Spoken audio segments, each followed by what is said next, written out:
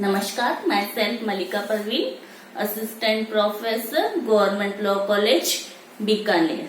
आज हम सिविल प्रक्रिया संहिता LLB फाइनल ईयर के सब्जेक्ट सिविल प्रक्रिया संहिता में आनुपातिक वितरण का सिद्धांत देखते हैं। क्या होता है आनुपातिक वितरण का सिद्धांत और उसके आवश्यक तत्व क्या होते हैं, ठीक है।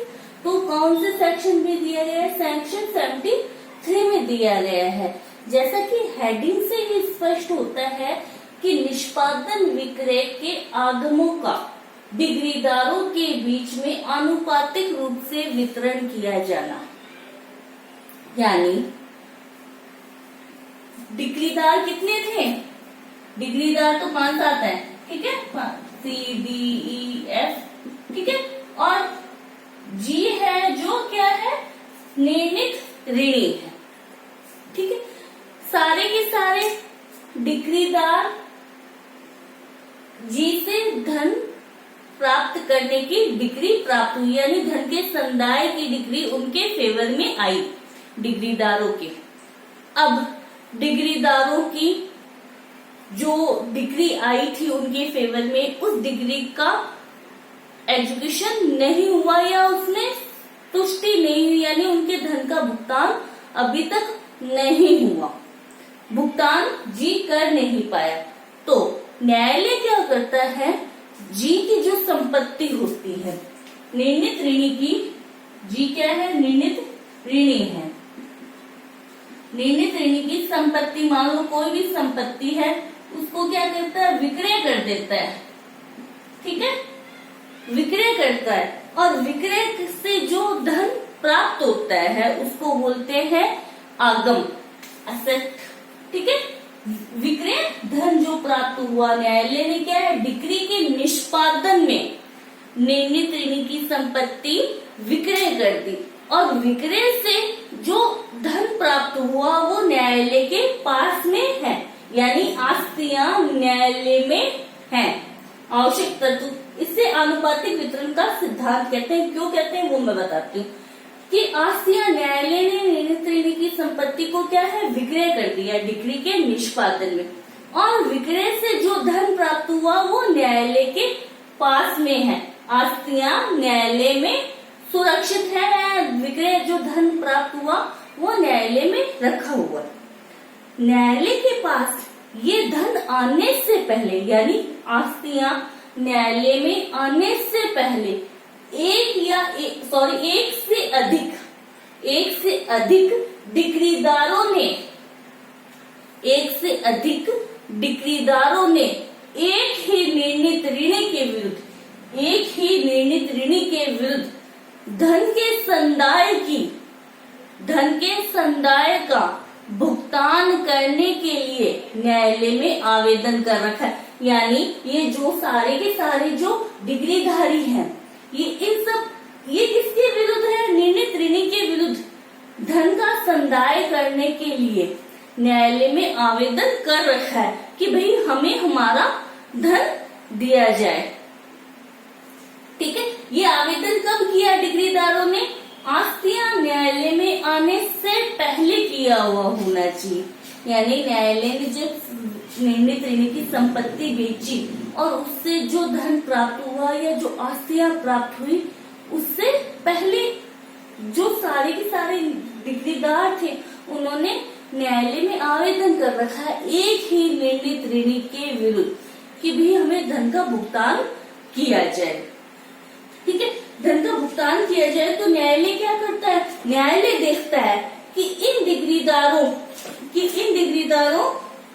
की डिग्री का अन्यथा निष्पादन तो नहीं हो गए, यानी क्या है? अन्यथा उन्हें भुगतान तो नहीं कर दिया गया। न्यायालय देखेगा कि अगर कहीं और से इनको धन का भुगतान कर दिया गया है तो न्यायालय फिर उनको भुगतान नहीं करेगा। भुगतान नहीं हुआ है तो फिर न्यायालय क्या करता है कि सारी की सारी आस्तियां क्या होती है? सकल प्रॉफिट, जिसको बोलते हैं आस्ति एसेट, यानी विक्रय धन मान लो 10 लाख रुपए न्यायालय को प्राप्त हुए। नैमित ऋणी की संपत्ति विक्रय की तो विक्रय मूल्य 10 लाख प्राप्त हुआ, लेकिन इस विक्रय मूल्य में से न्यायालय क्या करेगा, पहले विक्रय में जो विक्रय कराने में डिग्री के निष्पादन में जो विक्रय किया गया उसमें जो खर्चा लगा है वो खर्चा न्यायालय पहले वसूल करेगा। मान लो 10 लाख में से 50,000 रुपए न्यायालय का खर्चा लग रहा है उस संपत्ति को विक्रय कराने में, तो 9.5 लाख रुपए संपत्ति बची। ये होती है आस्तियां। अब आस्तियां थी और सब डिग्रीदारों ने आवेदन भी कर दिया पहले, और उनकी डिग्री का तुष्टि या उसका एग्जीक्यूशन पहले नहीं हुआ या उनको धन का संदाय पहले नहीं किया गया, तो न्यायालय क्या करता है, जो आस्तियां उसके पास में रखी हुई है उन आस्तियों को जितना अनुपात प्रत्येक डिग्रीदार का है उस अनुपात में उन आस्तियों का न्यायालय वितरण कर देगा।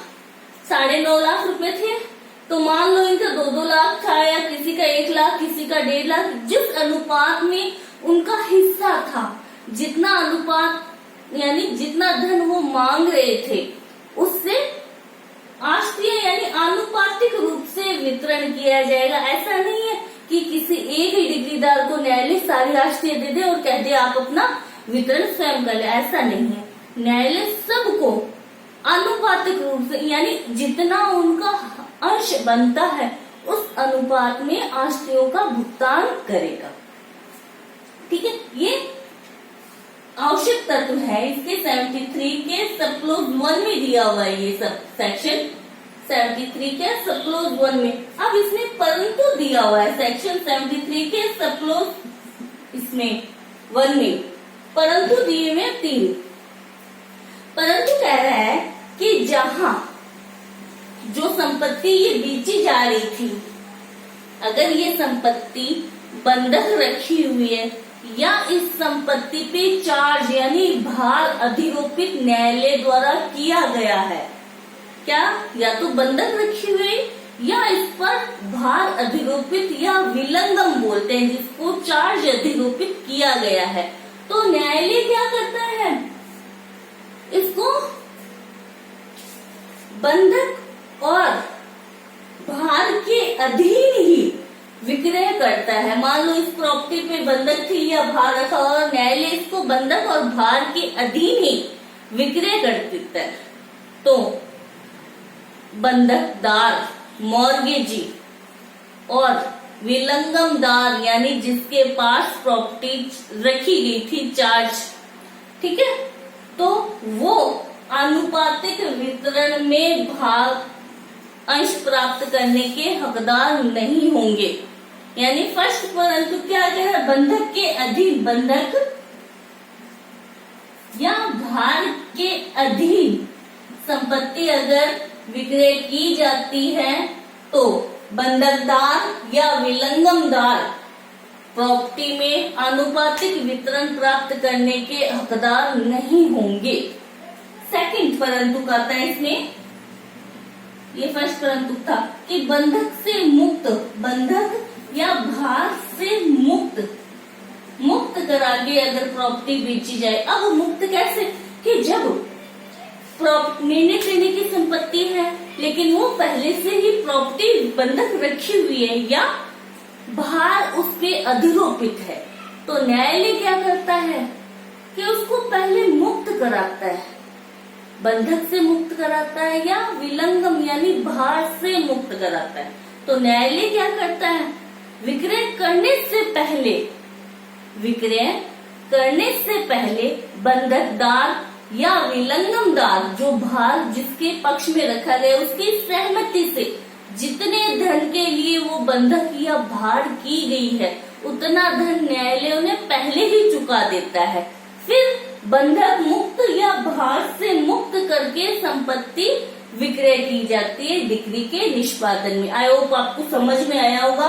पहला तो क्या है, भार और बंधक के अधीन विक्रय की जा रही है, तो बंधकदार और विलंगमदार आनुपातिक वितरण प्राप्त करने के आश्रियों में से आनुपातिक वितरण प्राप्त करने के हकदार नहीं होंगे। सेकंड परंतु कह रहा है कि पहले ही न्यायालय को पता है कि ये जो प्रॉपर्टी डिग्री के निष्पादन में विक्रय की जानी है ये बंधक रखी हुई है या इस पर भार अधिरोपित किया हुआ है, तो न्यायालय क्या करता है, डिग्री के निष्पादन में विक्रय करने से पहले बंधकदार या जिसके पास विलंगमदार को जितने उनकी धन था उतना भुगतान कर देता है और प्रॉपर्टी को बंधक से या भार से मुक्त करा के विक्रय करता है। थर्ड परंतु कार है इसमें कि जहां अचल संपत्ति भार से उन्मोचन के लिए यानी डिस्चार्ज उन्मोचन करने के लिए, भार से उन्मोचन करवाने के लिए यानी भार पे किसी प्रॉपर्टी पे चार्ज अधिरोपित किया हुआ है, अब उस चार्ज को हटाना है, इसके लिए प्रॉपर्टी क्या की जा रही है, डिक्री के निष्पादन में विक्रय की जा रही है, डिक्री के निष्पादन में सेल की जा रही है। तो सेल विक्रय करने से होने वाली जो आय है उस आय को कहां कहां पर लगाया जाएगा, पहले आनुपातिक वितरण नहीं होगा, पहले अगर भार से उन्मोचन करने के लिए अगर कोई अचल संपत्ति विक्रय की जाती है तो विक्रय से होने वाली आय को कहां कहां पे लगाया जाएगा। थर्ड का पॉइंट का फर्स्ट पहला विक्रय के खर्चे, ठीक है, विक्रय के खर्चे कि कितना उस प्रॉपर्टी को बेचने में जो खर्चा लगा है वो भुगतान किया जाएगा। सेकेंड डिक्री के अधीन धन का संदाय किया जाता है, ठीक है, डिक्री के अधीन कितना धन देना है वो धन दिया जाएगा।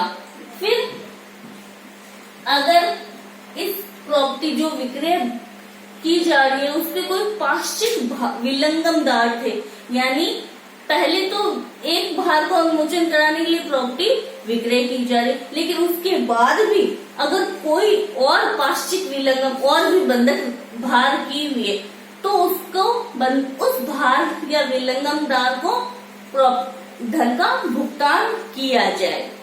फिर इन तीन खर्चे निकालने के बाद में अगर कोई मूल्य बचता है तो वो होती है आस्तियां। वो आस्तियां डिग्रीदारों के बीच में आनुपातिक रूप से वितरित की जाएगी, ठीक है। ये था फर्स्ट क्लोज।